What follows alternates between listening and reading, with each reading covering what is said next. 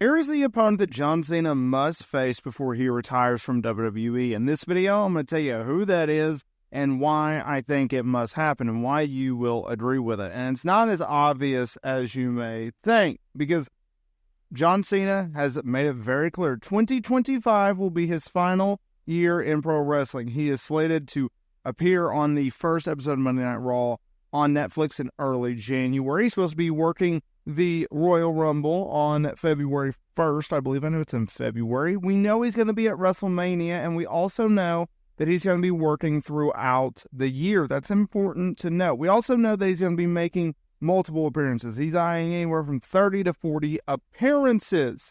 Don't get that twisted for matches. Look, John Cena's in his, mid-40s by now? And it is time. It is time that he starts to hang it up. In fact, you could make the argument that he should have hung it up a few years ago. He's lost a few steps. I believe that his last great year in WWE was 2017. That was still when he was still pretty active, part of SmackDown Live, doing some great stuff. But John Cena has shifted his focus to Hollywood, and rightfully so. He put in the work, the hard work, the sweat, the tears, the bloods, any cliche you want to say. He did that in WWE year after year after year. He dedicated his life to this company. He helped put this company on his back and carry them through some very dark times. Now, at a time where WWE is absolutely on fire, thriving and making more money than ever, John Cena has most of his focus on Hollywood. But it's cool to see that, he wants to have one more match. He wants to finish up on his terms. And more importantly, and this is such a John Cena thing to do, he wants to have one more run. He doesn't want to come back and have one more match. He wants to come back and have one more run. I assume he's going to work a few house shows as well. What's going to be interesting is, when does he have his final match? Is it SummerSlam? Is it the, Saturday Night's Main Event in December? Is it Survivor Series? Is it the last day of the year? Is it on an episode of Monday Night Raw? When is it? Because that has not been defined.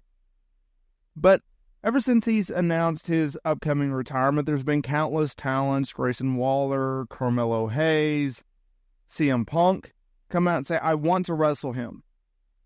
There's really one name that comes to mind that I think that we have to get. And it's not the obvious of Roman Reigns, our tribal chief. Why? Well, we just saw that a few years ago.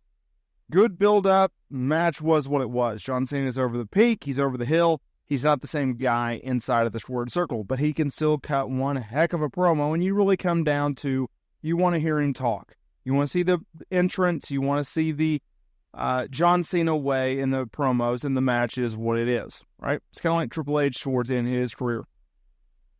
What is this guy? Well, I think it's the second most obvious.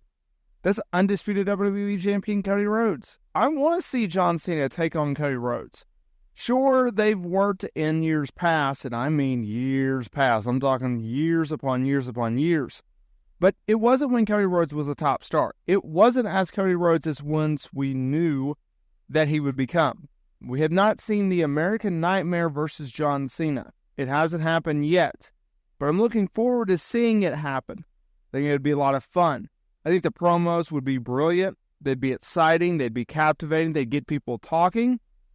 And I think the match would be pretty decent, because I think Cody Rhodes could carry John Cena to a pretty decent match. I think that's fair to say. But at the same time, I can see why you may not want to have John Cena go up against Cody Rhodes. I'd like to see it. You'd probably like to see it. It's definitely a money match, and it's one of which I think we will absolutely get. Gunther, World Heavyweight Champion, I think that's another one. Here's the reason I think Cody Rhodes is the superior opponent for John Cena over a Roman Reigns or over a Gunther. It's because he is the new face of the company. There's an element to that storyline in which you can present. You can build up and say, this is the face that runs the place, and this is the face that used to run the place, right? They're both baby faces. That's an interesting dynamic. How does those two personalities play off of each other? How do you intertwine that into a storyline? You can also build on the fact of, and I hope, and I feel like it would be a gigantic mistake if WWE doesn't do so, you have to build on the fact that this is John Cena's last year, and can he break the world title record? a title in which he has tied Ric Flair with. Can he become a 17-time World Heavyweight Champion? WWE likes to tout John Cena as the GOAT. Well, put your money where your mouth is, Michael Cole. If he's the real GOAT, have him break the record. Do I think John Cena's the real GOAT? No. And I've said this before. John Cena's not the real GOAT. Is he among the GOATs? Is he one of the GOATs? Okay, maybe. Is he in the discussion? 1,000%. I put John Cena up there with The Rock and Steve Austin's of the world. I put him up with the Ric Flairs of the world. I put the GOAT, and I don't like him, but I would put the real GOAT of being Hulk Hogan. He's the real GOAT in my mind. He did it the longest. He made the most money. He is continuing to thrive and succeed off the name Hulk Hogan. He did it year after year after year. He did it in WWE and WCW, and he even got a paycheck in TNA. He did it as a babyface. He did it as a heel. John Cena, he did it in one company, and he did it as a babyface. But his reign on top was not as long as you may think, all right? Let's think about it. His real reign on top as a top WWE star was 2005 to 2013. 2013 was it. It really wrapped up in early 2014. Think about it. 2015, he was United States champion for the most part. Yes, he had a world title reign and was in the picture around 2016, 2017. But other than that, he wasn't a tippy-top guy. Yes, he was headlining events, house shows and such, because no one else could take the ball. But in terms of a world champion, wasn't the guy, right? Or the top guy. If that makes any sense. You can be a world champion, but like, by 2018, they were pushing Roman. You had Brock as a part-time champion, right? Kevin Owens was in there. Chris Jericho was in there. You get what I'm saying? So, in that range, your Dean Ambroses, your Seth Rollinses, there was a lot in the mix there.